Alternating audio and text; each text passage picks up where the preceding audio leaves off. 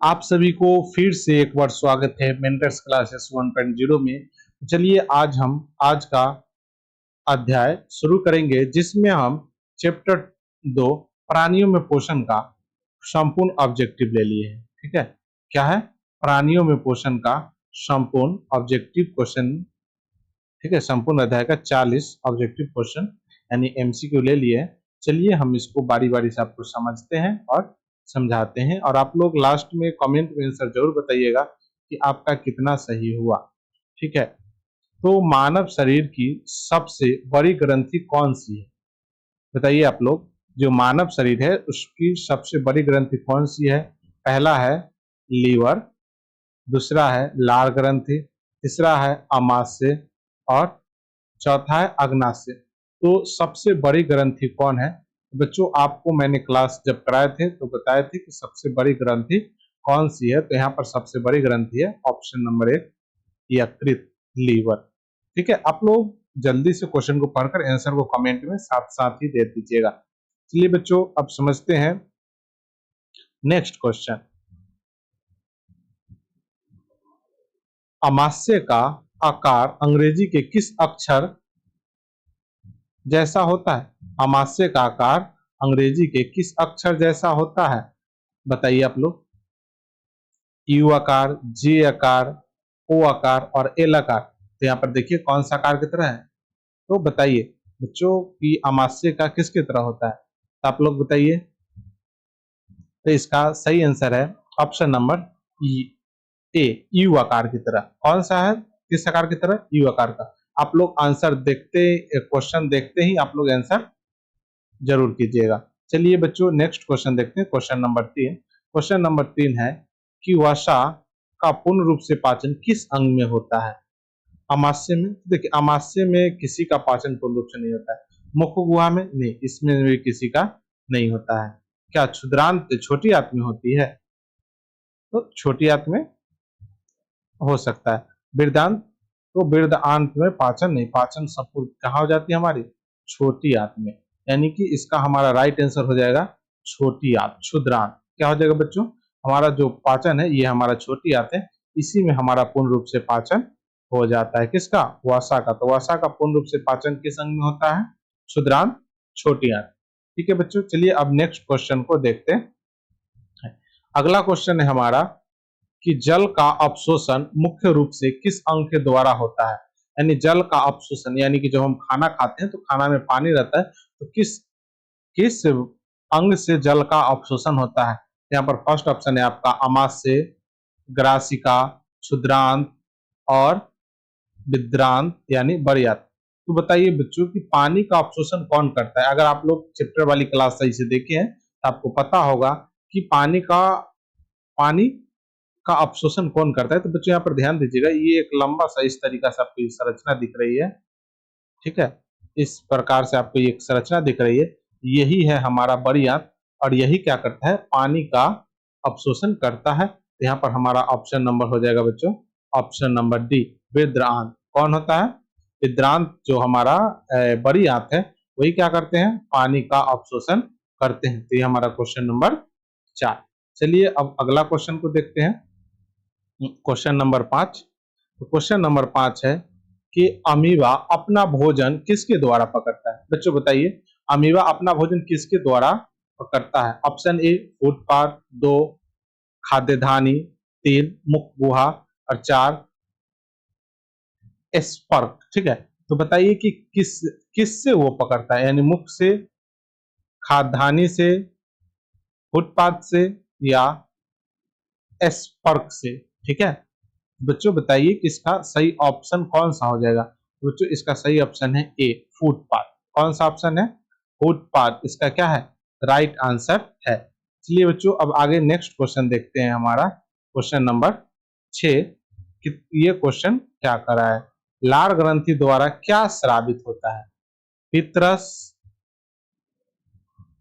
लार, insulin, hydrochloric अम्ल।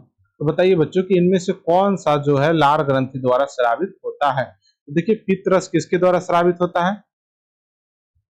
पित्रस यकृत के द्वारा, तो लाल ग्रंथि द्वारा किसका स्रावित होता है? लाल रस यानी लार, उसमें से लाल रस निकलता है। किसके द्वारा?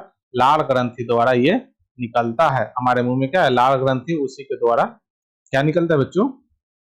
तो ये लाल रस निकलता है। तो ऑप्शन नंबर किस क्या हो गया? B, option number B. चलिए हम आगे समझते हैं। जो अगला देखते हैं क्वेश्चन नंबर 7 कि इसमें क्या है कि जटिल खाद्य पदार्थ का सरल पदार्थ में टूटना क्या कहलाता है? मतलब जो खाद्य पदार्थ क्या है? जटिल खाद्य पदार्थ जो है सरल पदार्थ में टूटना क्या कहलाता है? अंतःग्रहण, पाचन, अवशोषण, निष्कर्षण। तो बच्चों यहाँ पर ध्यान से समझिएगा, अंतःग्रहण किसे कहते हैं? जब हम भोजन को मुंह में रखते हैं तो वो अंतःग्रहण कहलाता है। पाचन, तो ये पाचन कहलाता है। क्या कहलाता है बच्चों? पाचन। जब भोजन को हम क्या करते हैं, जब जटिल से सरल में टूटता है तो ये क्या कहलाता है? पाचन कहलाता है। अवशोषण, जैसे कोई भी पोषक तत्व को अवशोषित किया जाता है तो अवशोषण कहलाता है। निष्कर्षण, हमारे शरीर से कोई भी चीज बाहर निकलता है तो उसे हम क्या कहते हैं? निष्कर्षण कहते हैं। तो इसका राइट आंसर हो जाएगा बच्चों ऑप्शन नंबर बी, पाचन। यानी जटिल खाद्य पदार्थ से सरल पदार्थ में टूटना क्या कहलाता है बच्चों? पाचन। तो ये आप ध्यान में रखिएगा। चलिए नेक्स्ट क्वेश्चन को समझते हैं। आप लोग हमें आंसर बताने से पहले आंसर जरूर कीजिए। पित्त रस कहां से स्रावित होता है? बताइए बच्चों। यकृत से, अग्नाशय से, पित्ताशय से, आमाशय से? तो ध्यान दीजिएगा बच्चों कि किससे ये निकलते हैं। तो ये हमारा पित्ताशय रस कहाँ से निकलता है? तो ये हमारा क्वेश्चन नंबर 8 है। तो बताइए पित्ताशय रस कहाँ से? जल्दी से इसका आंसर आप लोग कमेंट में कीजिए कि पित्ताशय रस कहाँ से स्रावित होते हैं। ठीक है, पित्त रस कहाँ से स्रावित होते हैं? तो ये हमारा ऑप्शन नंबर सी हो जाएगा, पित्ताशय। किससे? पित्ताशय। ठीक है बच्चों, चलिए क्वेश्चन नंबर अगला देखते हैं। अगला है क्वेश्चन नंबर 9।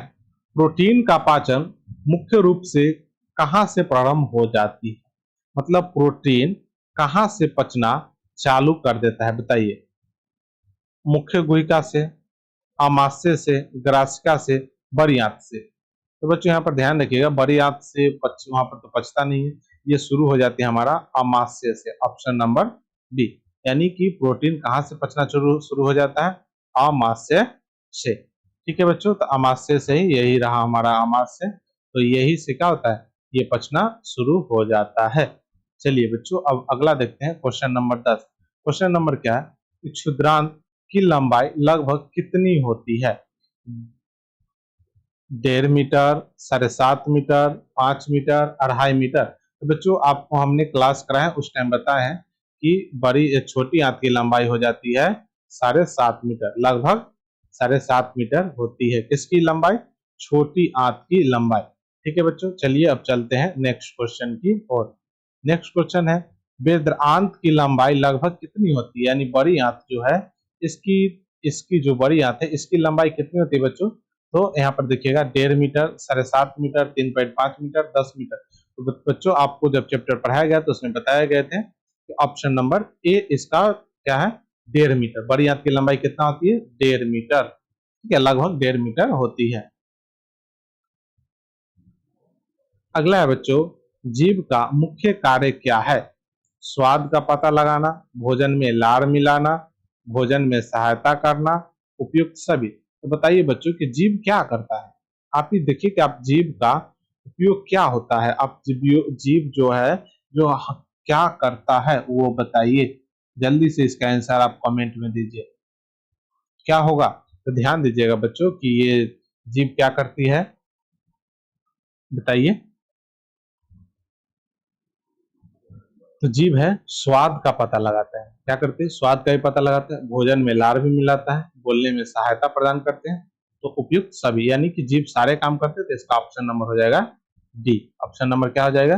डी, उपयुक्त सभी। ठीक है बच्चों, चलिए अब नेक्स्ट क्वेश्चन की ओर चलते हैं। अगला है बच्चों, रूमेनेट यानी जुगाली करने वाले में क्या पच सकता है जो मानव में नहीं पच सकता है?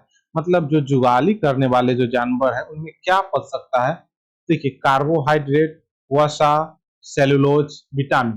तो बच्चों बताइए कि क्या है जो जुगाली करने वाले जानवर में आसानी से पच सकते हैं? तो इसका हो जाएगा ऑप्शन नंबर सी, सेलुलोज। ठीक है बच्चों, इसका हो जाएगा answer option number C, cellulose मानव में नहीं पच सकता है। ठीक है, चलिए नेक्स्ट क्वेश्चन की ओर चलते हैं। बच्चों अब नेक्स्ट क्वेश्चन समझते हैं।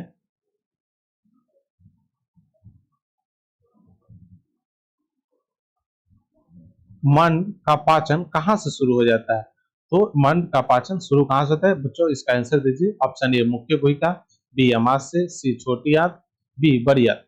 तो बच्चों इसका राइट आंसर है ऑप्शन नंबर सी, मुख्य गुहिका से। क्योंकि ये कहाँ से जैसे ही लार मिलता है, मड क्या होता है, जो ये सरल यौगिक के रूप में यानी शकरा के रूप में टूटना चालू कर देता है। तो यानी मुख्य गुहिका से ही मंड यानी स्टार्च का पाचन शुरू हो जाता है। चलिए बच्चों अब आगे का क्वेश्चन देखते हैं। आगे है हमारा अग्नाशय। अग्नाशय किस रंग की ग्रंथि होती है? अग्नाशय किस रंग की ग्रंथि होती है? गहरे लाल रंग के, हल्के पीले रंग के, काले रंग के, हरे रंग के। बच्चों बताइए जो अग्नाशय है किस रंग की ग्रंथि होती है?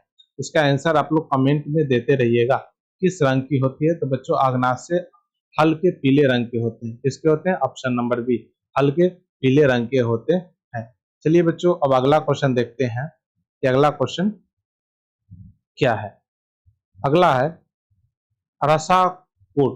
ठीक है, रसाकुर शरीर में कहाँ पाए जाते हैं? अमाशय में, छोटी आंत में, बड़ी आंत में, यकृत यानी लीवर में, किस में पाए जाते हैं? तो बच्चों जो इस अंगुली रुमा संरचना है, आप जो पढ़े हैं यही, और छोटी आंत में अंगुली रुमा संरचना रहता है। इसका कार्य क्या होता है बच्चों? ये क्या करते हैं, हमें जो जो भी हम खाना खाते हैं उसमें जो भी विटामिन प्रोटीन जो भी मिलता है उसका अवशोषण करते हैं। क्या करते हैं बच्चों? ये अवशोषण करते हैं। तो ये कहाँ रहते हैं? छोटी आंत में। बच्चों ये कहाँ पाए जाते हैं? छोटी आंत में। इसका राइट आंसर हो जाएगा ऑप्शन नंबर बी। चलिए बच्चों नेक्स्ट क्वेश्चन की ओर चलते हैं। अगला क्वेश्चन है हमारा, अगला क्वेश्चन क्या है बच्चों कि भोजन को शरीर के अंदर लेने की प्रक्रिया को क्या कहते हैं? तो आप सब जानते हैं बच्चों कि इसका क्या आंसर होगा? अंतर्ग्रहण। शरीर के अंदर लेने की प्रक्रिया को क्या कहते हैं बच्चों? अंतर्ग्रहण। जब भी कोई भी आदमी शरीर की आदमी या जंतु शरीर के अंदर भोजन लेता है तो उसके क्या कहते हैं हम? अंतर्ग्रहण। अंतर्ग्रहण कहाँ से होता है बच्चों? तो मुख से होता है। अंतर्ग्रहण कहाँ से होता है? मुख से होता है। मनुष्य में, सभी जानवर में भी कहाँ से होते हैं? मुख से ही अंतर्ग्रहण होते हैं।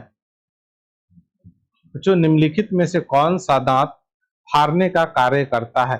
बताइए, आपने पढ़े हैं कौन सा दांत फाड़ने का कार्य करता है? बताइए बच्चों जल्दी से, कौन सा दांत फाड़ने का काम करता है?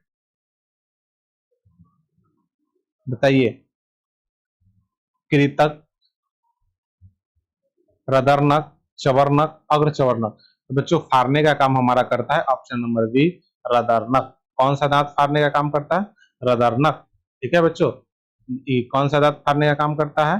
रदरनक। ठीक है, ये नुकीला टाइप का होता है। ठीक है, तो यहाँ तक बात आपको समझ में आ गई बच्चों।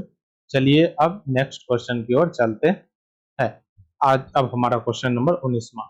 19 में क्या है बच्चों? देखिए 19 में कहा गया है कि दूध का दांत कितने वर्ष की उम्र में गिरता है? 4 वर्ष, 8 वर्ष, 12 वर्ष, 15 वर्ष। बताइए बच्चों दूध का दांत कितने वर्ष की उम्र से गिरना चालू हो जाता है? तो इसका हो जाता है राइट आंसर होगा ऑप्शन नंबर बी, 8 वर्ष। ऑप्शन नंबर बी, 8 वर्ष। दूध का दांत कितने वर्ष से गिरना चालू हो जाता है बच्चों? 8 वर्ष। चलिए अब समझते हैं option number, question number 20। Amoeba में भोजन को पचाने के मुख्य रूप से कहा जाता है? मतलब भोजन को पचाने का मुख्य रूप से कहा जाता है? तो ऑप्शन बताइए बच्चों, इसका कौन सा खाद्य धानी, फूटपाथ, केंद्रक, कोशिका द्रव्य। बच्चों इसका राइट आंसर क्या होगा? तो इसका राइट आंसर हो जाएगा ऑप्शन नंबर ए, खाद्य धानी। कौन सा ऑप्शन हो जाएगा बच्चों? खाद्य धानी। ठीक है बच्चों, चलिए हम नेक्स्ट क्वेश्चन, क्वेश्चन नंबर 21 पर चलते हैं। क्वेश्चन नंबर 21 क्या है बच्चों? हाइड्रोक्लोरिक अम्ल यानी HCl का स्रावित कहाँ होता है? मतलब जो HCl है इसका स्रावित कहाँ पर होता है? मतलब HCl अम्ल का श्रावण कहाँ पर होता है बच्चों? तो ये आप सबको पता ही होगा, मुख्य गुहिक, ऑप्शन ए मुख्य गुहिका, बी अमाशय, अग्नाशय, यकृत। तो हाइड्रोक्लोरिक अम्ल का जो हमारा होता है ऑप्शन नंबर बी। कहाँ होता है बच्चों? अमाशय में। ऑप्शन नंबर बी, अमाशय में होता है हाइड्रोक्लोरिक अम्ल का श्रावण। ठीक है, अगला है यकृत का रंग कैसा होता है? पीला, गहरा लाल, भूरा, हरा, गुलाबी। तो बच्चों यहाँ पर देख सकते हैं कि यकृत कौन सा कलर का है, तो गहरा लाल भूरा है। ठीक है, गहरा लाल भूरा है इसका रंग, यकृत यही हमारा लीवर। ठीक है बच्चों, और ये देख रहे हैं यू आकार का, यही है हमारा आमाशय। ठीक है बच्चों, चलिए हम चलते हैं नेक्स्ट क्वेश्चन पर। नेक्स्ट क्वेश्चन हमारा क्या है कि पीतरस किस घटक को पचाने में महत्वपूर्ण भूमिका निभाती है? यानी पित्त रस होती है किसको पचाने में महत्वपूर्ण, यानी कौन सा चीज को पित्त रस बहुत जल्दी पचाता है? तो प्रोटीन को, वसा को, विटामिन को, कार्बोहाइड्रेट के। तो बच्चों इसका जल्दी से आप आंसर दीजिए कि किसको पचाने में पित्त रस सहायता करता है। ठीक है बच्चों, तो पित्त रस किससे निकलता है? पित्ताशय यानी लीवर से ही निकलता है। ठीक है बच्चों, तो यहाँ पर ध्यान रखिएगा कि पित्त रस किससे निकलता है, तो पित्ताशय से। और इस किसको पचाता है, तो ये वसा को। किसको पचाता है? ऑप्शन नंबर डी, वसा को पचाता है। ठीक है बच्चों, ध्यान से देखिएगा सारे क्वेश्चन को। चलिए नेक्स्ट क्वेश्चन की ओर चलते हैं। स्वांगीकरण का क्या अर्थ है? बच्चों बताइए कि स्वांगीकरण का क्या अर्थ है? भोजन को निगलना, भोजन को पचाना, अपशोषित यानी भोजन भोजन अपशोषित भोजन में शरीर के द्वारा उपयोग करना, या अपशिष्ट को बाहर निकालना। तो बच्चों बताइए स्वांगीकरण का क्या अर्थ है? तो बच्चों यहाँ पर ध्यान दीजिएगा, स्वांगीकरण का अर्थ है ऑप्शन नंबर सी, अपशोषित यानी भोजन का शरीर द्वारा उपयोग करना। यानी भोजन को शरीर क्या करता है? शरीर वो अपने उपयोग करता है। यही क्या कहलाता है बच्चों? स्वांगीकरण कहलाता है। यानी अपशोषित करना को हम क्या कहते हैं? स्वांगीकरण कहते हैं। ठीक है बच्चों, चलिए हम क्वेश्चन नंबर नेक्स्ट देखते हैं। नेक्स्ट क्वेश्चन क्या है बच्चों, ध्यान दीजिएगा। जुगाली करने वाला जंतु के आमाशय का प्रथम भाग को क्या कहते हैं? ऑप्शन नंबर एक, रुमेन, ग्रासिका, मलाशय, मुख गुहा। क्या कहते हैं बच्चों? बताइए जल्दी इसको, तो आपको पता होगा जब आप चैप्टर देखोगे। Option number A, rumen. क्या होता है? रुमेन। चलिए बच्चों आपको देखते हैं क्वेश्चन नंबर अगला 26। इसका क्या है बच्चों, ध्यान दीजिएगा। भोजन नली को वैज्ञानिक भाषा में क्या कहते हैं? तो देखिए भोजन नली को क्या कहते हैं? श्वसन नली, ग्रासिका, मुख गुहिका, आंत। तो बच्चों पता है आपको श्वसन नली को हम क्या कहते हैं? यही हमारा है श्वसन नली। ठीक है, ये हमारा श्वसन नली, इसको हम ग्रासिका कहते हैं। क्या कहते हैं वैज्ञानिक लैंग्वेज में? इसको ग्रासिका कहते हैं। ठीक है बच्चों, भोजन नली, सॉरी, ये है भोजन भोजन नली को वैज्ञानिक भाषा में क्या कहते हैं बच्चों? तो ये हमारा है भोजन नली, इसको वैज्ञानिक भाषा में हम ग्रासिका कहते हैं। क्या कहते हैं बच्चों? ग्रासिका कहते हैं। चलिए बच्चों नेक्स्ट क्वेश्चन देखते हैं। नेक्स्ट क्वेश्चन है हमारा, रसाकुर का प्रमुख कार्य क्या है? रसाकुर का प्रमुख कार्य क्या है बच्चों? ये अंगुली रुमा जैसा रचना है, इसका प्रमुख कार्य क्या है? भोजन को चीरना, ऑप्शन ए। ऑप्शन दो, पचे हुए भोजन को अपशोषण करना, ऑप्शन सी, अम्ल को स्रावित करना, ऑप्शन डी, लार बनाना। तो बच्चों इसको जल्दी से आप लोग आंसर कमेंट में कीजिए कि इसका क्या होगा। बताइए इसका कौन सा आंसर सही होगा, जल्दी से बताइए। तो बच्चों आपको पहले ही हम बताए हैं कि इसका क्या काम है। इसका यानी पचे हुए भोजन को अपशोषित करता है। पचे हुए भोजन को क्या करता है? अपशोषित करता है। ऑप्शन नंबर बी इसका क्या हो गया बच्चों? राइट आंसर हो गया। चलिए क्वेश्चन नंबर अब देखते हैं अगला 28 नंबर। अमीबा फुटपाथ का दूसरा नाम क्या है? मतलब फुटपाथ का दूसरा नाम क्या है? केंद्रक, पधाव, खादधानी, अंगुलिका। यानी कि फुटपाथ का दूसरा नाम क्या है बच्चों? बताइए क्या होगा हमारा क्वेश्चन नंबर 28 का आंसर? जल्दी से बताइए, कमेंट कीजिए इसका क्वेश्चन। चलिए बच्चों अब इसका राइट आंसर जानते हैं। इसका सही आंसर होता है पधाव। ठीक है, इसको ऑप्शन नंबर बी। ठीक है बच्चों, चलिए नेक्स्ट क्वेश्चन देखते हैं, क्वेश्चन नंबर 29। क्वेश्चन नंबर 29 है, मानव में चबाने वाली दांत का समूह कौन सा है? मतलब कि मानव में चमा जो चबाने के लिए दांत उपयोग होता है वो कौन सा है, बताइए बच्चों। कृतंक, रदरनक, अचवर्णक, चवर्णक, केवल रदरनक, केवल कृतक, तो कौन है बच्चों? तो इसका ऑप्शन नंबर हमारा हो जाएगा ऑप्शन नंबर डी, अग्रचवर्णक और चवर्णक। ये क्या करता है? भोजन को चबाता है, मतलब चबाने में मदद करता है। ठीक है बच्चों, चलिए हम नेक्स्ट क्वेश्चन की ओर चलते हैं। नेक्स्ट क्वेश्चन है, यकृत शरीर कहाँ स्थित रहता है? यकृत शरीर के कहाँ स्थित रहता है? अमाशय के पीछे, अमाशय के ऊपर दाहिने ओर, अमाशय के ठीक नीचे, अमाशय की बाईं ओर। बच्चों बताइए, जो हमारा ऑप्शन नंबर 30 है ये कहाँ स्थित रहता है? जल्दी से इसका आंसर कमेंट कीजिए, बताइए ये कहाँ स्थित रहता है? तो बच्चों ये अमाशय के ऊपर दाहिने ओर स्थित रहता है, अमाशय के ऊपर दाहिने ओर स्थित रहता है। इसका ऑप्शन नंबर कितना हो जाएगा? Option number B. ठीक है बच्चों, चलिए अब नेक्स्ट क्वेश्चन देखते हैं। क्वेश्चन की छोटी आंत, ध्यान दीजिएगा बच्चों, छोटी आंत की दीवार से कौन सा रस निकलता है? तो छोटी आंत की दीवार से कौन सा रस निकलता है? ऑप्शन ए आंतरस, बी पित्तरस, अम्ल, केवल लार। तो बच्चों लार मुंह से निकलता है, अम्ल अमाशय में रहता है, पित्तरस पित्राशय या लीवर में रहता है। ठीक है, तो कौन सा रस निकलता है छोटी आंत से? तो आंतरस, नाम से याद रखेगा, आंतरस। ठीक है, आंत से क्या निकलता है? आंतरस।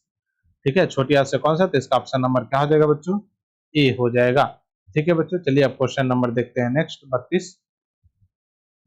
बच्चों क्वेश्चन नंबर 32 क्या है, ध्यान दीजिए, अग्नाशय रस किस प्रकार का कार्य करता है? जो अग्नाशय रस है वो किस प्रकार का रस, किस प्रकार का कार्य करता है? तो कार्बोहाइड्रेट को पचाने का कार्य करता है, वसा को, प्रोटीन को, उपयुक्त सभी। तो बच्चों इसका सही आंसर हो जाएगा ऑप्शन नंबर डी, यानी कि ये सभी को पचाने का कार्य करता है। कौन? तो अग्नाशय रस। ये अग्नाशय कहाँ रहता है? तो ये आप देख रहे हैं ठीक इसका पीछे, अमाशय के पीछे रहता है। कौन? अग्नाशय। ठीक है बच्चों, तो चलिए अब हम नेक्स्ट क्वेश्चन देखते हैं। ठीक है, क्वेश्चन नंबर 33, ध्यान दीजिएगा बच्चों, इसमें क्या कहता है कि बड़ी आंत का मुख्य कार्य क्या है? भोजन का पूर्ण पाचन करना, जल और लवण को अवशोषण करना, प्रोटीन को पचाना और वसा को अवशोषित करना। तो बच्चों यहाँ पर हमारा जो बड़ी आंत के काम है जल और लवण को अवशोषित करना। मुख्य काम क्या है? जल और लवण को अवशोषित करना। ठीक है बच्चों, समझ गए क्वेश्चन नंबर 33। चलिए अब अगला क्वेश्चन देखते हैं। क्वेश्चन नंबर 34 क्या कर रहा है? क्वेश्चन नंबर 34 को चलिए देखते हैं बच्चों। 34 क्या है? अपचित भोजन शरीर से कहां से बाहर निकलता है? यकृत से, मलाशय से, गुदा से, अग्नाशय से। तो बच्चों इसका जल्दी से आप लोग आंसर दीजिए कि कहां से निकलता है? जो भोजन हमारे शरीर में नहीं पचता है वो कहां से बाहर निकलता है? तो बच्चों इसका सही आंसर हो जाएगा गुदा से। किससे हो? ऑप्शन नंबर सी, गुदा से शरीर से बाहर निकलता है। चलिए बच्चों नेक्स्ट क्वेश्चन देखते हैं, क्वेश्चन नंबर 35। क्वेश्चन नंबर 35 को समझते हैं। 35 क्या कहता है कि पित्त रस का उत्पादन कहाँ होता है? बच्चों बताइए पित्त रस का उत्पादन कहाँ होता है? यकृत में, पित्ताशय में, अमाशय में, बड़ी आंत में। यानी पित्त रस का उत्पादन कहाँ होता है, मतलब उत्पादन कौन करता है पित्त रस का? तो बच्चों पित्त रस का उत्पादन कहाँ होता है आप ही बताइए। तो पित्त रस का उत्पादन होता है यकृत में, यानी लीवर में। जो ये लीवर है इसी में होता है और ये पित्ताशय में आकर जमा रहता है। ठीक है, निकलता है पित्ताशय से पर बनता कहाँ है? यकृत यानी लीवर में। ठीक है बच्चों, चलिए अब हम नेक्स्ट क्वेश्चन को समझते हैं। नेक्स्ट है क्वेश्चन नंबर 36। क्वेश्चन नंबर 36 क्या है बच्चों कि मानव पोषण का प्रथम चरण क्या है? यानी मानव पोषण का प्रथम चरण क्या है, बताइए बच्चों। पाचन, अंतःग्रहण, अवशोषण, निष्कर्षण। यानी मानव पोषण का पहला वो क्या काम करता है? पहले पचाता है, क्या करता है? अंतःग्रहण करता है, अवशोषण करता है, निष्कर्षण करता है। बच्चों यहाँ पर ध्यान समझिए, ये सारे काम बाद में होता है। पाचन बाद में होगा, सबसे पहला क्या काम होता है? ऑप्शन नंबर बी, अंतःग्रहण। पाचन क्या होता है? बाद में होता है, पहले खाएंगे तभी तो पचेगा। अवशोषण, खाएंगे पचेगा ही नहीं तो अवशोषण क्या होगा? निष्कर्षण, जब खाए न करेंगे तो निकलेगा क्या? ठीक है, तो इसका ऑप्शन नंबर क्या हो जाएगा बच्चों? Option number D. चलिए बच्चों नेक्स्ट क्वेश्चन समझते हैं कि यहाँ पर ध्यान दीजिएगा कि कार्बोहाइड्रेट का पाचन के बाद सरल होकर किससे बदल जाता है? मतलब कार्बोहाइड्रेट पाचन के बाद सरल होकर किस में बदल जाता है? बताइए तो बच्चों इसका जल्दी से आंसर। क्वेश्चन नंबर 37 का, तो वो पाचन के बाद किस में बदल जाता है? बताइए। वो पाचन के बाद, कार्बोहाइड्रेट पाचन के बाद किस में बदल जाता है? इसका ऑप्शन नंबर बी हो जाएगा, ग्लूकोज में। किस में बदलता है? ग्लूकोज में। ठीक है, कार्बोहाइड्रेट पास होकर किस में बदल जाता है? ग्लूकोज में। C6H12O6। ठीक है, ग्लूकोज का ये फार्मूला होता है। तो ये ध्यान दीजिएगा, किस में बदल जाता है? ग्लूकोज में। ठीक है बच्चों। अब नेक्स्ट क्वेश्चन, प्रोटीन का पाचन के उपरांत किस सरल पदार्थ में बदल जाता है? यानी प्रोटीन पचने के बाद किस में बदल जाता है? तो ये बदल जाता है हमारा एमिनो अम्ल में। किसमें बदल जाता है बच्चों? एमिनो अम्ल में। प्रोटीन पचने के बाद किसमें बदल जाता है? एमिनो अम्ल में। चलिए बच्चों, क्वेश्चन नंबर 39 को देखते हैं। 39 क्या है बच्चों? 39 में ध्यान दीजिएगा, ये पचने के उपरांत वसा पचने के उपरांत किस सरल पदार्थ में बदल जाता है? ये वसा अम्ल या एवं ग्लिसरॉल में बदल जाता है। ठीक है बच्चों, चलिए अब नेक्स्ट क्वेश्चन नंबर 40। जीभ पर स्वाद पहचानने के लिए कौन सा कालिका पाई जाती है? ठीक है, रसाकुरक, स्वाद कलिका, लार ग्रंथि, दांत। तो कौन सा है बच्चों इसका सही आंसर? तो इसका सही आंसर हो जाएगा ऑप्शन नंबर बी, स्वाद कलिका। क्या पाया जाता है बच्चों? स्वाद कलिका। तो आज ये हम 40 क्वेश्चन को समझ लिए हैं। ठीक है, फिर अगले क्लास में किसी और टॉपिक के साथ आएंगे। तब तक के लिए जय हिंद। आप लोग खूब मन लगाकर पढ़िए और सारे चीज को याद कीजिए, आपको बारी बारी से सारे टॉपिक आते रहेंगे। ठीक है बच्चों, चलते हैं, बाय बाय।